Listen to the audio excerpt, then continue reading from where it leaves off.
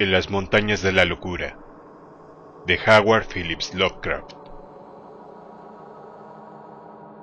Capítulo 5. Creo que los dos gritamos simultáneamente de pavor, de asombro, de terror y de incredulidad de los sentidos, cuando al fin salimos del desfiladero y vimos lo que había más allá. Por supuesto, alguna teoría natural debió alentar en el fondo de nuestra mente, calmando nuestras facultades en aquel momento. Probablemente pensamos entonces en las piedras del Jardín de los Dioses en Colorado, grotescamente modeladas por el tiempo, o en las rocas fantásticamente simétricas esculpidas por el viento en el desierto de Arizona. Puede que incluso pensáramos que lo que veíamos era un espejismo, como el que habíamos visto la mañana anterior, al acercarnos por primera vez a aquellas montañas de locura. A estas ideas normales tuvimos que recurrir cuando nuestras miradas recorrieron la interminable altiplanicie marcada por las cicatrices de las tempestades, cuando percibimos el casi infinito laberinto de masas rocosas, colosales, regulares y geométricamente eurítmicas, que alcanzaban sus desmoronadas crestas, llenas de hoyos como de viruelas, por encima de una costra de hielo de grosor no superior a los 40 o 50 pies en sus partes más espesas y evidentemente más delgada en otras. El efecto que causaba aquel monstruoso panorama era indescriptible, pues desde el primer momento pareció evidente una demoníaca violación de las leyes naturales conocidas. Allí, sobre una altiplanicie diabólicamente antigua, a 20.000 pies cumplidos de altura, y en medio de un clima mortífero desde una era anterior a la humanidad, de por lo menos 500.000 años de antigüedad, se extendía hasta donde alcanzaba la vista un conjunto ordenado de piedras que solamente la defensa instintiva y desesperada de la razón podía atribuir a otra cosa que no fuera una causa consciente y artificial. Habíamos ya desechado como ajena a la razón la teoría de que los cubos y los bastiones de las laderas tuvieran un origen no natural. ¿Cómo podía haber sido de otro modo, si el hombre apenas se diferenciaba del mono cuando aquella región sucumbió al actual reino perpetuo de la muerte glacial? Y sin embargo, ahora el dominio de la razón parecía irrefutablemente vencido, pues aquel ciclópeo laberinto de bloques cuadrados, corvos y angulosos tenían características que privaban de todo refugio mental. Era muy claramente la ciudad blasfema del espejismo trocada en realidad desnuda, objetiva e ineludible. Aquel portento maldito tenía después de todo una base real.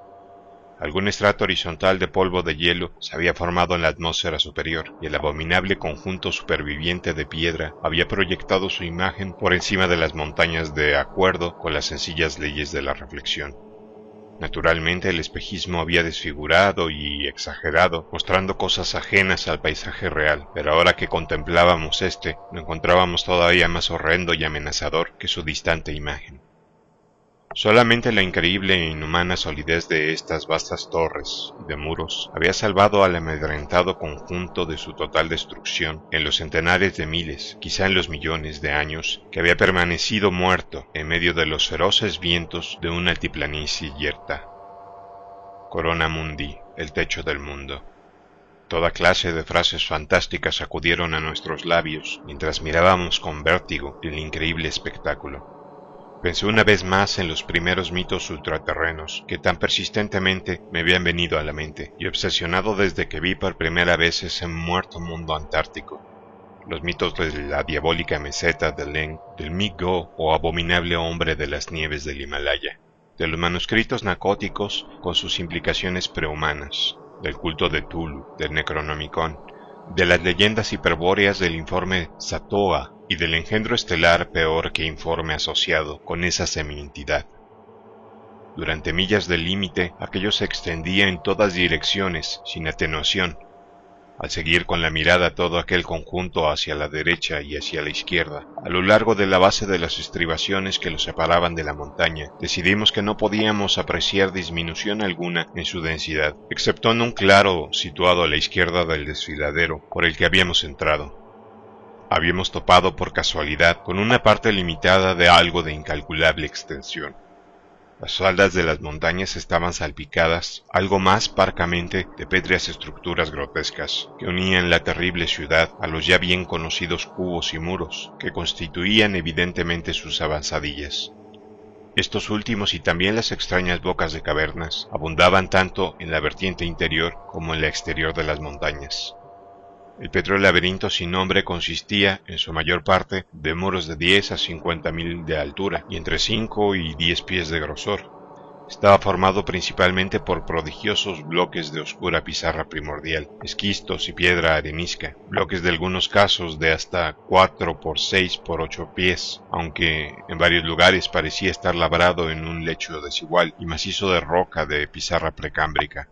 Los edificios estaban lejos de ser de igual tamaño, pues había innumerables configuraciones de enorme extensión, semejantes a panales, y otras más pequeñas y aisladas.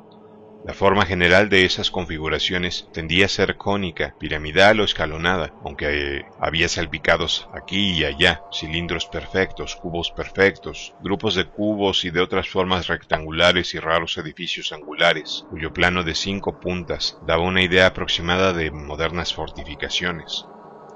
Los constructores habían hecho un uso constante y experto del principio del arco, y es probable que en sus tiempos de apogeo la ciudad tuviera bóvedas. Todo el conjunto estaba monstruosamente afectado por la erosión, y la superficie helada de la que surgían las torres estaba llena de bloques caídos y de escombros de antigüedad incalculable. Allí donde la capa de hielo era transparente, pudimos ver bases de gigantescas columnas y puentes de piedra, conservados por el hielo y que unían las distintas torres a diversas distancias del suelo. En los muros que quedaban a la vista pudimos distinguir vestigios de otros puentes más altos de la misma clase ya desaparecidos. Una inspección más detenida reveló incontables ventanas de buen tamaño, algunas de las cuales estaban cerradas por un material petrificado que había sido madera, aunque las más de ellas bostezaban abiertas de un modo siniestro y amenazador. Naturalmente, muchas de estas ruinas carecían de tejado y mostraban gabletes desiguales, redondeados por el viento, en tanto que otras de tipo más acentuadamente cónico o piramidal, o protegidas por edificios más altos, conservaban intacta su silueta a pesar del omnipresente derrumbamiento o corrosión. Utilizando los prismáticos, apenas pudimos distinguir lo que parecían ser decoraciones esculpidas, formando franjas horizontales. Entre ellas, curiosos grupos de puntos, cuya presencia en la antigua esteatita ahora cobraba una importancia inmensamente mayor. En muchos lugares los edificios estaban completamente en ruinas y la capa de hielo profundamente hendida por varias causas geológicas. En otros la piedra estaba desgastada hasta el mismo nivel de la superficie helada. Una amplia franja que se extendía desde el interior de la meseta hasta una hoz situada en las laderas de las estribaciones, como una milla del desfiladero que habíamos atravesado, estaba totalmente libre de edificaciones. Dedujimos que probablemente se trataba del cauce de algún caudaloso río que, en la era terciaria, hace millones de años, fluyó a través de la ciudad hasta caer en algún prodigioso abismo subterráneo de la gran cordillera. Desde luego, era aquella sobre todo una región de cavernas, cimas y secretos soterráneos, que estaba más allá de la comprensión del hombre.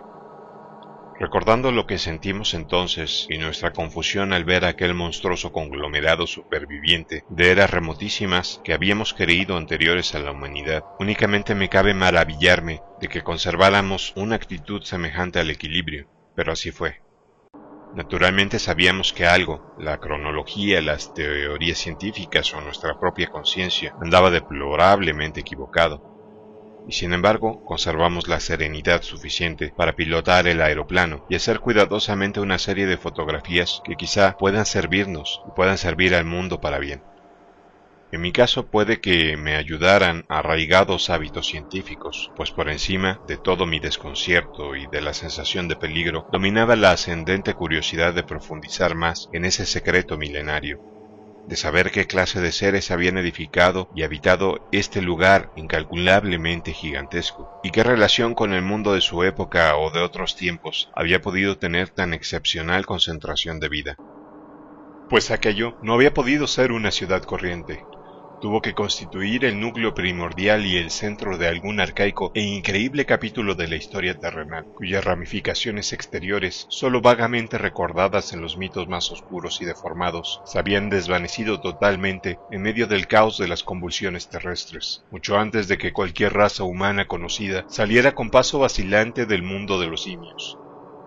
Aquí se extendía una megalópolis paleógena, en comparación con la cual las fabulosas Atlantis y Lemuria, como Orion y Azuldarum, y Olatos, de la tierra de Lomar, son cosas recientes de hoy, ni siquiera de ayer.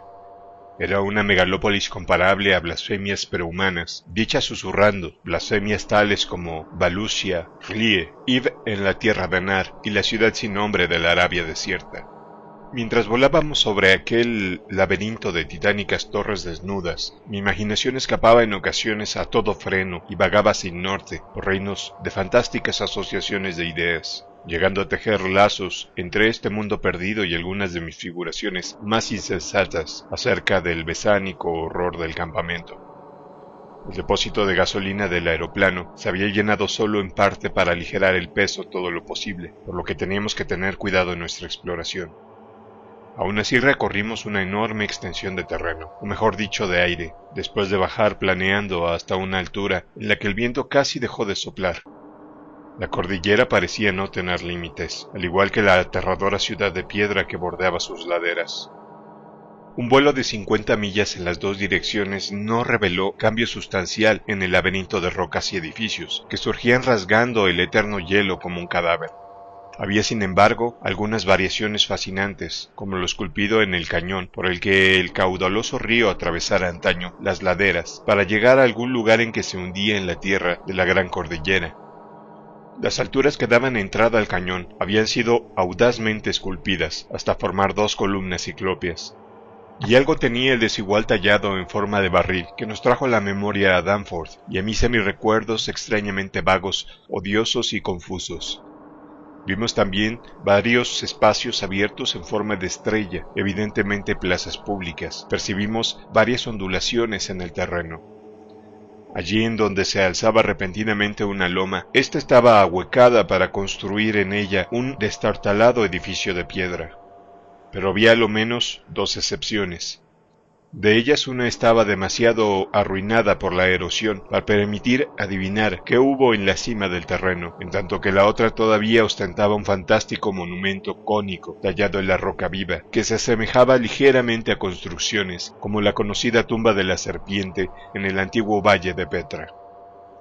Volando tierra adentro desde las montañas, descubrimos que la ciudad no era de una anchura infinita, aunque su longitud a lo largo de las estribaciones parecía no tener fin. Al cabo de unas 30 millas, los grotescos edificios de piedra comenzaron a disminuir en número, y 10 millas más allá llegamos a una desnuda planicie casi sin señales de edificio alguno. El cauce del río parecía marcado más allá de la duda por una ancha franja hundida, en tanto que el terreno se hacía más escarpado y parecía elevarse gradualmente conforme se extendía hacia el oeste, arropado por la neblina.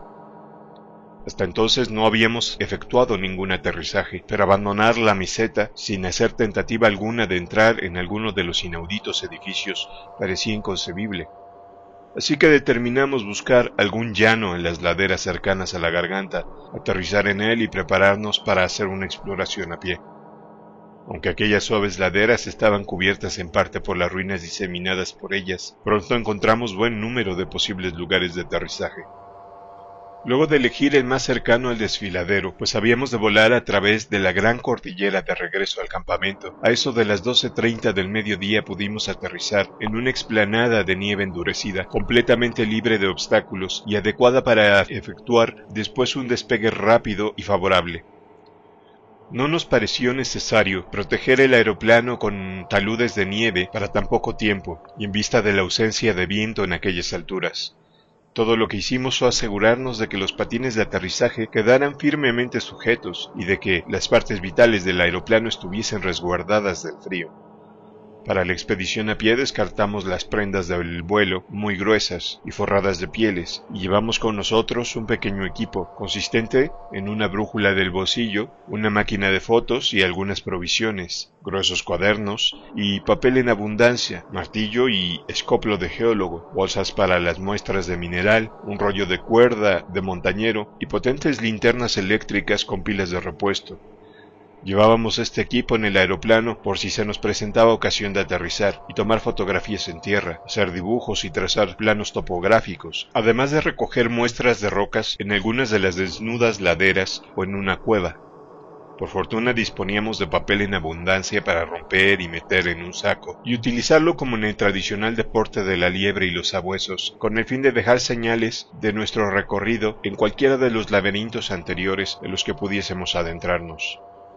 Lo llevábamos para el caso de que encontráramos una serie de cuevas en las que el aire estuviera lo bastante en calma como para permitirnos emplear este rápido y sencillo método en lugar del habitual de dejar en la roca señales hechas con un escoplo. Mientras bajábamos cautelosamente la pendiente de nieve encostrada hacia el asombroso laberinto de piedra que se alzaba amenazador contra el fondo de un oeste opalescente, tuvimos una sensación casi tan aguda de estar a punto de experimentar maravillas como cuando 4 horas antes nos habíamos aproximado al insondable paso de la cordillera.